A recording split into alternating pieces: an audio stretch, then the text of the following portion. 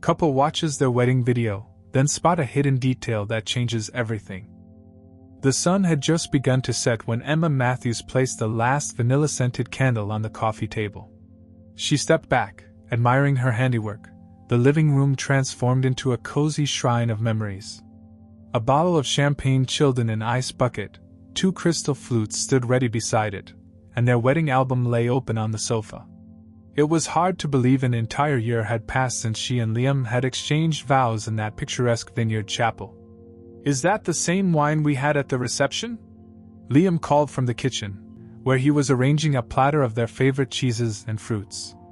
Emma smiled, tucking a strand of auburn hair behind her ear. "No, but it's from the same vineyard. I thought it would be a nice touch for our first anniversary." Their first year of marriage had been a whirlwind: new jobs, a cross-country move, and the renovation of their modest craftsman home. This quiet celebration was the first chance they'd had in months to simply breathe and remember the day that had started it all. As Liam entered the living room balancing the food platter, Emma held up a silver disc. "I finally got the wedding video from Jake. He apologized for taking so long to edit it, but promised it would be worth the wait." "Well, let's see if our videographer friend delivered," Liam said, settling onto the couch and pulling Emma close. "Though I doubt anything could make me look graceful during that first dance." Emma laughed, remembering how Liam had nearly toppled them both during their carefully choreographed waltz. "At least we didn't fall," she teased, pressing play on the remote. The screen flickered to life, showing the vineyard on that perfect June day, rows of verdant vines stretching toward the horizon, white chairs arranged in neat rows, and flowers in soft pinks and whites adorning every surface. The camera panned across guests mingling before the ceremony, capturing snippets of laughter and conversation. "Look at your dad trying to fix his tie," Emma pointed, giggling as the camera caught her father-in-law struggling with his Windsor knot. Liam groaned. "Mom would have sorted him out in seconds." His voice caught slightly at the mention of his mother, Rebecca, who had passed away 3 years before the wedding. They had left an empty chair beside his father during the ceremony, a small bouquet of her favorite blue hydrangeas marking her place. They watched the processional, Emma's bridesmaids in dusty rose gowns, followed by her niece scattering petals with dramatic flair. Then the music changed, and there was Emma, radiant in her lace gown, walking down the aisle on her father's arm. "You took my breath away," Liam whispered, kissing her temple. Emma squeezed his hand as they watched their younger selves exchange vows. The camera angle shifted, showing a wider view of the ceremony from the side, capturing both their faces and the first few rows of guests. "Wait," Emma said suddenly, sitting up straighter. "Who's that?" She pointed to a woman seated in the front row on the groom's side, wearing an elegant navy blue hat that partially obscured her face. The woman's posture was rigid, her gaze fixed forward. Liam frowned, leaning closer to the screen. "I don't know. I thought we only had family in the front row." "That's what I thought too," Emma murmured, reaching for the remote to pause the video. The frame froze on a clear shot of the ceremony, with the mysterious woman in the blue hat perfectly visible. "She's sitting right next to your Aunt Claire." They studied the woman, early 60s perhaps, with a graceful neck and silver hair visible beneath the wide-brimmed hat. Her face was partially hidden, but there was something haunting about her stillness amidst the emotional ceremony. "Maybe she's a distant relative? Someone your dad invited?" Emma suggested. Liam shook his head slowly. "I don't recognize her at all. And my dad was pretty adamant about keeping the guest list small after." He trailed off. After his mother died, his father had become increasingly reclusive, avoiding large social gatherings whenever possible. Curiosity piqued, they continued watching. Throughout the entire ceremony, the woman never smiled, never dabbed at tears, never shifted in her seat. When the minister pronounced them husband and wife and the guests erupted in applause, her hands remained folded in her lap. "This is strange," Emma said, rewinding to watch the mysterious guest again. "She looks like she's at a funeral, not a wedding." After the ceremony, the video showed their reception entrance, their first dance, the toasts, and the cake cutting. They scanned each frame, searching for the woman in the blue hat, but she seemed to have vanished. She's not in any of the reception footage, Liam noted, his brow furrowed. Emma reached for their wedding album, flipping through the professional photographs. Let's see if she shows up in any of these. They pored over every image, group shots, family portraits, candids of guests dancing and celebrating, but the woman was nowhere to be found. This is getting weird, Emma said, closing the album. Let's check the guest list. Liam retrieved a folder from their home office containing all their wedding documentation, RSVPs, seating charts, thank you card lists. They reviewed every name, but none matched the mysterious woman. Maybe she was someone's plus one, Liam suggested, though his voice betrayed his doubt. Wouldn't we have noticed a stranger in the front row? Emma countered. And why would someone bring a guest we didn't know and seat them front and center? They returned to the video, watching more carefully now. The camera had captured moments before the ceremony, guests finding their seats, the nervous groom waiting at the altar, Emma's final preparations in the bridal suite. But there was no sign of the woman arriving or being seated. She simply appeared, already in position, when the ceremony began. It's like she materialized out of thin air, Emma whispered, a chill running down her spine despite the warm evening.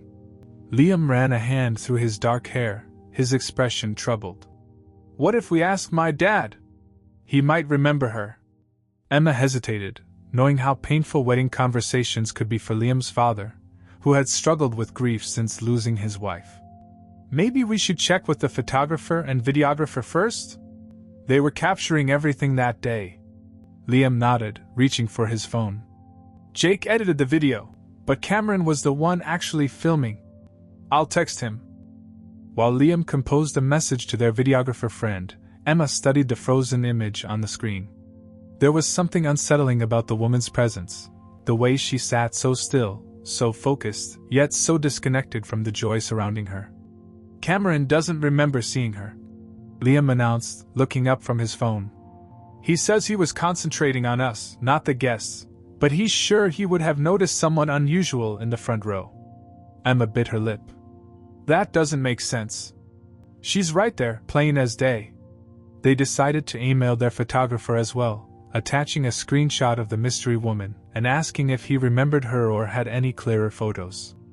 Within minutes, he replied that he had no recollection of the woman and, strangely, she didn't appear in any of his shots, even those that should have captured that section of seats. This is getting creepy, Emma admitted, closing her laptop. She's only in the video, not in any photographs? Liam stared at the paused image, a strange expression crossing his face. You know, there's something vaguely familiar about her. I can't quite place it, but... Like you've met her before? Emma prompted. Not met exactly. More like seen her somewhere. He rubbed his temples. It's driving me crazy. Emma lifted her glass, taking a thoughtful sip of champagne. Their romantic anniversary evening had transformed into something else entirely, a mystery that left them both unsettled and intrigued. Tomorrow we can call some of the family members who were sitting near her, she suggested. Someone must have noticed her or spoken to her. Liam nodded, but his eyes remained fixed on the screen. What was she doing there, Em? And why don't I remember seeing her? Emma had no answer. She took a screenshot of the woman's face, the clearest angle they could find, and sent it to her own phone. Something told her this was important, that this silent, still figure had not been at their wedding by accident. I have an idea, she said suddenly. Let me try a reverse image search. Maybe she's in some public records or social media. As Emma began the search, Liam rewound the video again, studying every detail of the mysterious presence. Their first anniversary celebration had taken an unexpected turn, opening a door to questions neither of them had anticipated. The candles flickered, casting dancing shadows across the room as night fell completely outside their windows, and the image of the woman in the blue hat seemed to watch them from the screen, silent, unmoving, and somehow significant in ways they had yet to discover. Morning sunlight filtered through the blinds as Emma sat at the kitchen island, nursing her second cup of coffee. She'd barely slept, the image of the woman in the blue hat haunting her dreams. Across from her, Liam was on the phone with his cousin Megan, who had been a bridesmaid at their wedding. "So you didn't notice anyone unusual sitting in the front row?" Liam asked, his voice tinged with frustration. "A woman, maybe in her 60s, wearing a distinctive blue hat?" Emma could hear Megan's confused denial through the speaker. Like everyone else they'd contacted since dawn, Liam's father, his Aunt Claire who had been seated directly beside the mystery woman, and two of his uncles, no one remembered seeing her. "It's like she was invisible to everyone but the camera," Emma murmured as Liam ended the call. "This makes no sense," Liam said, running his hands through his disheveled hair. "How could someone sit front and center at our wedding and not be noticed by a single person?" Emma turned her laptop toward him. "I've been going through all the footage again. Look at this." She had created a timeline of the wedding video, marking every appearance of the blue-hatted woman. She only appears during the main ceremony footage, always in the same spot, always with the same expression. She's never in any of the pre-ceremony shots, never in the receiving line, never at the reception. "That's impossible." Liam frowned, studying Emma's notes. "The videographer was filming continuously." "Exactly," Emma said. "It's like she, I don't know, appeared only for the vows and then vanished."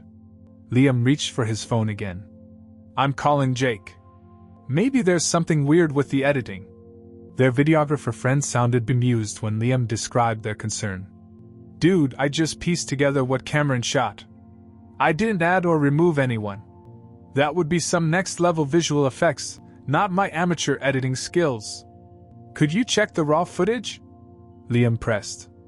"Maybe there's some explanation." Jake promised to review the original files, though his tone suggested he thought they were overreacting. While they waited, Emma continued her online search for matches to the woman's image. So far, nothing had come up. No social media profiles, no public records, no news articles. It was as if the woman didn't exist outside their wedding video. "You know," Liam said suddenly, staring at the frozen image on the screen. "There's something about her that reminds me of someone. I can't put my finger on it, but..." "Your mom?" Emma suggested gently. Liam shook his head. "No, not Mom. Someone else. Someone from a long time ago, maybe." The phone rang, startling them both. Jake's name flashed on the screen. "You're not going to believe this," he said without preamble. "I checked all the raw footage. Every single clip. That woman isn't in any of the original shoots from the ceremony." A chill ran down Emma's spine. "What do you mean?" "I mean, she's not there. Not in Cameron's original footage. Just in the final edited version." "That's impossible," Liam protested. "You said you didn't add anyone." "I didn't," Jake insisted. "I have no idea how she got in there. It's like the footage changed itself." After hanging up, Emma and Liam sat in stunned silence. The mystery had deepened from puzzling to downright eerie. "I need to talk to my dad again," Liam finally said. "Maybe there's something he's not telling us." Emma nodded, but her attention had returned to the image search still running on her laptop. She'd expanded the parameters, looking for any match across news archives and historical databases. "Whatever's going on," she said, "I don't think it's a coincidence. That woman chose to be visible in our wedding video for a reason." Liam's phone buzzed with a text from his father. "Sorry, son. Don't recall any woman like that. Are you two alright?" "Everyone thinks we're losing our minds," Liam muttered. Emma closed her laptop with a decisive snap. "I say we take this image to your family's hometown. Someone must recognize her." Liam stared at her. "You want to drive 3 hours to show people a screenshot? Don't you want answers?" Emma challenged. "This feels important, Liam. Like she's trying to tell us something." Before Liam could respond, Emma's phone chimed with an alert. The image search had found a potential match. They both stared at the screen as Emma clicked the notification, their coffee growing cold, the mystery woman's silent presence now an obsession neither could shake. What they were about to discover would unravel secrets buried for decades, secrets that would change everything they thought they knew about Liam's family. The newspaper clipping that filled Emma's screen was yellowed with age, dated 23 years earlier. The headline read, "Local woman missing, police suspect foul play." Below it was a photograph of a younger version of their mystery guest. Same high cheekbones, same piercing eyes, but with dark hair instead of silver, and a reserved smile instead of the solemn expression from their wedding video. Isabel Hartley, 42, was reported missing on Tuesday after failing to appear at her workplace. Emma read aloud, her voice barely above a whisper. Hartley, a financial advisor at Meridian Trust, was last seen leaving a meeting with the Matthews family, longtime clients and close personal friends. Matthews? Liam's face strained of color.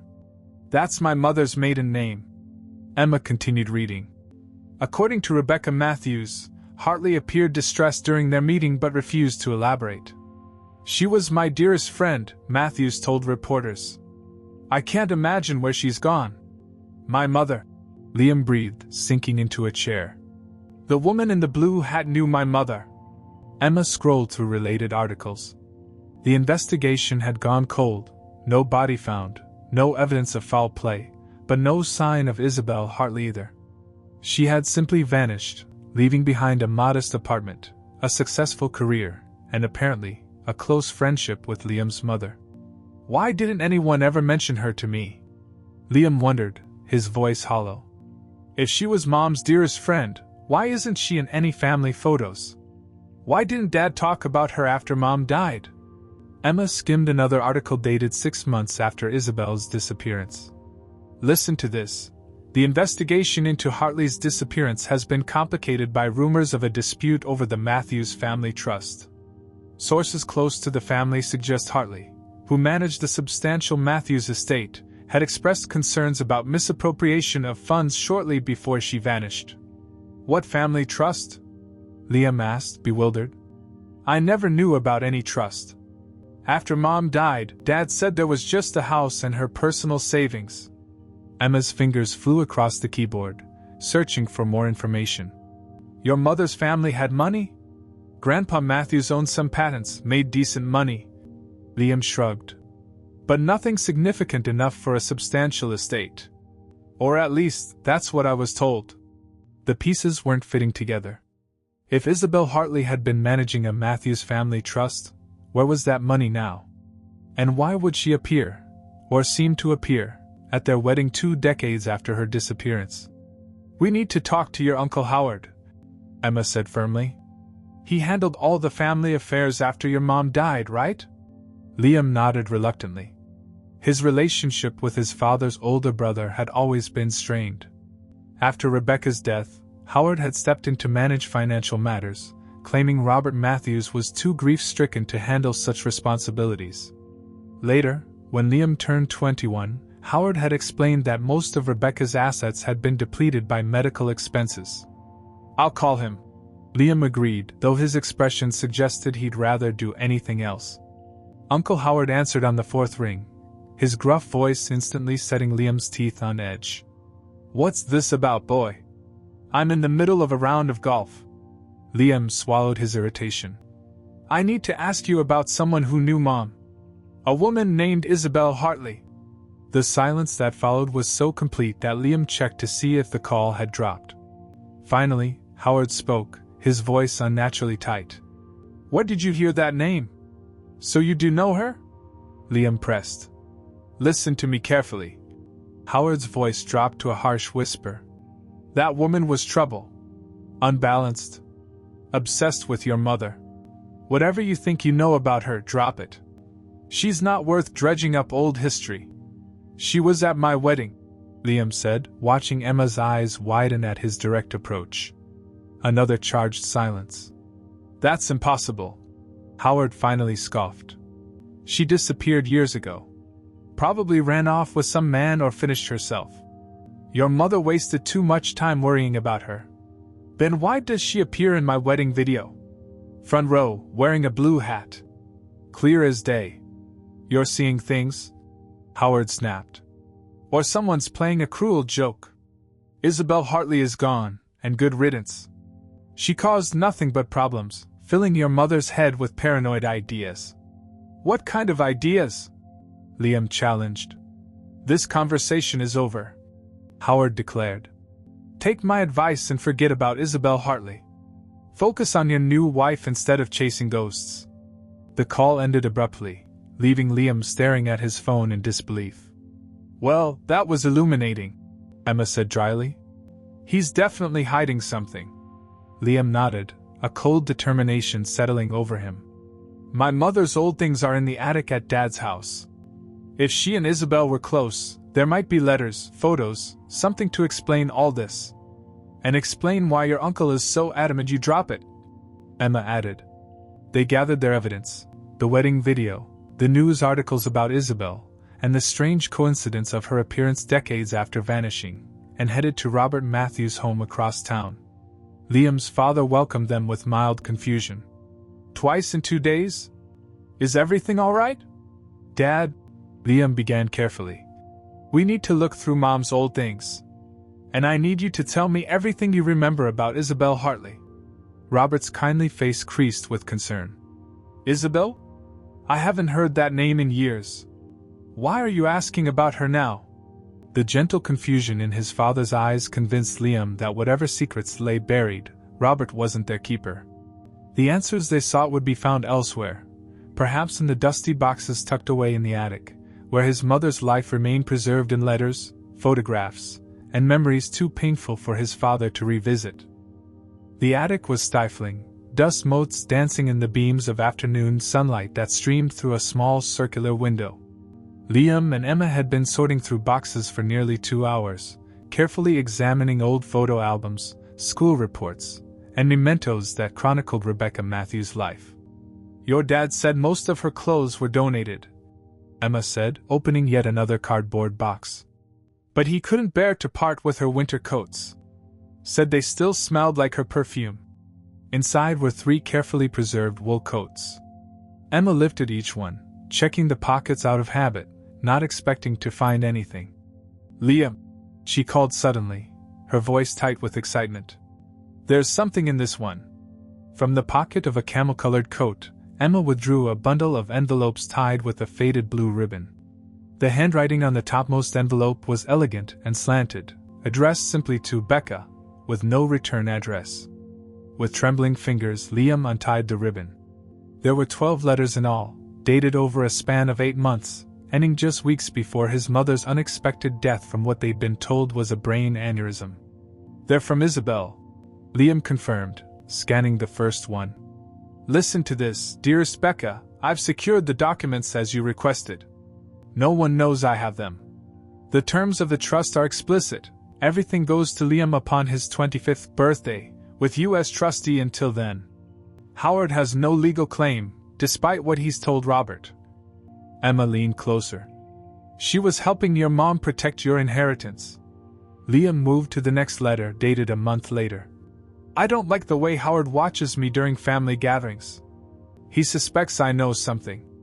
You must tell Robert the truth soon. The longer you wait, the more dangerous this becomes for both of us. The letters grew increasingly urgent over time. Isabel described helping Rebecca establish a secret trust account that only Liam could access when he turned 25, an account that would keep the bulk of the Matthews fortune out of Howard's hands. I've named myself as secondary trustee, Liam read from the penultimate letter, so that if anything happens to you, I can ensure Liam receives what's rightfully his. The paperwork is filed with Meridian Trust under the code name we discussed. Emma's face had gone pale. Liam, your 25th birthday was 3 months before our wedding. He nodded slowly, the implications sinking in. And according to these letters, I should have received some kind of notification or access. But I never did. The final letter was dated just 3 days before Rebecca's death. Becca, I fear Howard knows everything. The documents in the safe have been tampered with, subtle changes, but significant ones that transfer trusteeship to him if you're incapacitated. You must speak to Robert today. Show him this letter if you must. I'll bring the original trust documents to your house tonight. Don't tell anyone I'm coming. Liam sat back on his heels, hands shaking. My mother died the day after this letter. Everyone said it was sudden. She collapsed in the garden. No warning, no symptoms. And Isabel disappeared a week later, Emma whispered. A terrible suspicion was forming in both their minds. What if Rebecca's death hadn't been natural? What if Isabel had fled because she feared the same fate? Howard told everyone I wasn't responsible enough to handle Mom's inheritance, Liam said bitterly. Dad believed him because he was so devastated by her death. But according to these letters, there should have been millions, not the modest sum Howard eventually doled out to me. Emma was examining the envelopes more carefully. Liam, look at the postmarks. These weren't mailed. Isabel must have delivered them personally. Which means she was afraid they'd be intercepted, Liam concluded. She didn't trust Howard, and she was trying to warn Mom. A soft knock at the attic door made them both jump. Robert stood in the doorway, his expression sorrowful. I heard you talking about Isabel, he said quietly. And about Howard managing Rebecca's estate. Liam hesitated, uncertain how much to reveal. His father had been broken by his mother's death. He couldn't bear to cause him more pain. But Robert surprised them. I always wondered if there was more to Becca's death than I was told, he said, moving into the attic with slow steps. Howard took control so quickly afterward. Said it was to spare me the burden while I grieved. By the time I started asking questions, he claimed everything had been settled according to Becca's wishes. Dad, Liam began gently. We found these letters from Isabel. Mom was hiding them. They suggest that Howard may have altered Mom's will and taken control of a trust that was meant for me. Robert didn't seem shocked. Instead, a weary understanding settled over his features. Isabel came to the funeral, you know. Stood at the back, wouldn't speak to anyone. Howard was furious when he spotted her, tried to have her removed. It was the last time anyone saw her. Emma and Liam exchanged glances. Until our wedding, Emma said. What do you mean? Robert asked. Liam pulled out his phone and showed his father the screenshot from their wedding video. Robert stared at it, his eyes widening in recognition. That's her, he confirmed. Older, but definitely Isabel. She was there, Dad. Sitting in the front row during the ceremony. But only in the video, not in any photographs, and no one remembers seeing her in person. Robert's expression was unreadable as he studied the image. Perhaps, he said slowly, she came to deliver something to you. Something she's been keeping safe all these years. Emma gasped as a new connection formed. Liam, remember what your cousin Mark handed us during the reception? That blank envelope he said someone asked him to give us? We thought it was an empty card, a mistake. Where is it now? Liam asked urgently. In our wedding keepsake box, Emma replied, along with all the other cards and notes. Robert looked between them, a spark of his old self visible in his eyes. I think it's time we had a long talk with my brother. And I think you should bring whatever was in that envelope. The wedding keepsake box sat open on the dining room table of Liam and Emma's home, its contents spread across the polished wood surface. Wedding cards, dried flower petals, handwritten notes of congratulations, and a plain white envelope with no name, no address, no message inside. I remember being confused when Mark handed it to us, Emma said, carefully examining the envelope against the light. He said his dad asked him to deliver it, that someone had left it at the gift table. His dad, Liam repeated. Uncle Howard. Emma turned the envelope over, running her fingers along its surface. Wait a minute, she murmured, feeling a slight texture beneath her fingertips.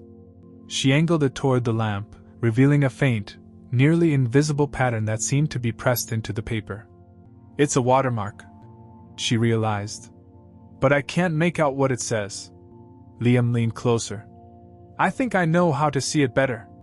He hurried to the kitchen, returning with a small spray bottle of water. With delicate precision, he misted the envelope just enough to dampen the paper without soaking it. As the fibers absorbed the moisture, the watermark became visible, an intricate design with the words, Meridian Trust, and a series of numbers. That's the company Isabel worked for, Emma gasped.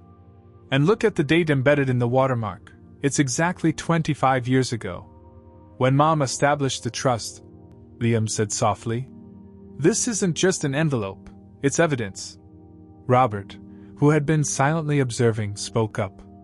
It's still not enough. Howard will claim it's fabricated or meaningless. Emma suddenly straightened. The video. We need to look at the video again. She pulled up the wedding footage on her laptop, advancing to the clearest shot of Isabel during the ceremony. Look at her hands, Emma said, zooming in. She's holding something in her lap. The image was grainy, but as Emma enhanced it, they could make out what appeared to be an envelope, the same envelope now lying on their table. She must have brought it to the wedding, hoping to pass it to us, Liam reasoned. But something went wrong. Or someone intercepted her, Robert suggested grimly. Emma was scrolling back through the video, examining each frame carefully. There, she said suddenly. That's Mark talking to someone off camera just before the ceremony. And look at his expression, he seems upset. Though they couldn't see who Mark was speaking with, his body language suggested an uncomfortable confrontation. I bet that was Howard, Liam said. Probably ordering Mark to get the envelope from Isabel. But why would he then have Mark deliver an empty envelope to us? Emma wondered. Robert's face darkened with understanding. Because Howard didn't know what was inside. He couldn't risk opening it there, with witnesses around. He probably planned to swap it later with something harmless. Which means, Liam concluded, the real contents are still out there. Or Howard has them. The three of them exchanged resolute glances. It was time to confront Howard directly. They found him at his country club, holding court with business associates on the terrace. His smile faltered when he spotted them approaching. Well, this is a surprise, Howard said, his voice falsely jovial. Family reunion? We need to talk, Robert said quietly. Privately. Reluctantly, Howard excused himself and led them to a secluded corner of the club lounge. What's this about? I'm quite busy today. Liam placed the watermarked envelope on the table between them. Tell us about Isabel Hartley. Howard's face remained impassive, but his knuckles whitened around his Scotch glass. I already told you, she was a disturbed woman who vanished years ago. She was at my wedding, Liam pressed. We have video evidence. Impossible, Howard scoffed. You're seeing things. Emma slid her phone across the table, showing the enhanced image of Isabel holding the envelope. She came to deliver this. The original trust document that names Liam as the beneficiary of the Matthews estate upon his 25th birthday. Howard's composure finally cracked. You have no proof of anything. A ghostly image and an empty envelope? Please. We have the letters, Liam said quietly. Letters Isabel wrote to my mother warning her that you were altering documents, trying to seize control of the trust. Letters written days before Mom's sudden death. The color drained from Howard's face. And we have this, Robert added, placing a small digital recorder on the table. My statement about how quickly you took control after Rebecca died. How you isolated me in my grief. How you handled everything behind closed doors. Howard's eyes darted between them, calculating. It would be your word against mine. A grieving widower, a young couple desperate for money, and some old letters that proved nothing. Even if there was a trust, which I'm not saying there was, the statute of limitations has long expired. Not for fraud, Emma countered. And certainly not for other crimes that might have occurred 20 years ago. The implication hung heavy in the air. I have nothing to hide, Howard said stiffly, rising from his chair. But I won't be threatened or harassed by my own family. This conversation is over. As he turned to leave, Liam played his final card. We're taking everything to the district attorney tomorrow morning. The letters, the watermark, the video. Maybe they can locate Isabel Hartley, if she's still alive. People who disappear sometimes leave trails, Uncle Howard. Electronic records. Financial transactions. Witnesses. Howard froze mid-step. For several long seconds he stood motionless, his back to them. When he finally turned, his face was a mask of resignation. You'll ruin this family, he said hoarsely. Is that what you want? A scandal that destroys the Matthews name forever? I want the truth, Liam replied steadily. And what rightfully belongs to me. Howard slumped back into his chair, suddenly looking every one of his 67 years. The original trust documents are in my home safe, he admitted. I never destroyed them. Too risky. And the money? Robert demanded. Howard wouldn't meet his brother's eyes. Investments. Property. Offshore accounts. I can restore most of it. And Isabel? Emma asked, her voice barely above a whisper. What happened to her? Howard's silence was answer enough. Whatever secrets remained about Isabel Hartley's fate, they would have to be uncovered another way. 3 months had passed since the confrontation with Howard. Autumn had painted the trees in fiery hues, a striking backdrop to the dramatic transformation in Liam and Emma's lives. After Howard's confession, events had moved rapidly. With the help of a skilled attorney specializing in financial fraud, they had recovered most of the misappropriated inheritance, a sum that had left them both speechless when the final accounting was presented. I still can't believe it, Emma said, curled beside Liam on their porch swing. $8 million. Your mother made sure you'd be taken care of for life. Liam nodded, his eyes fixed on the horizon. I just wish she could have seen it through herself. The recovery of his inheritance had brought relief, but also renewed grief for the mother he'd lost too soon.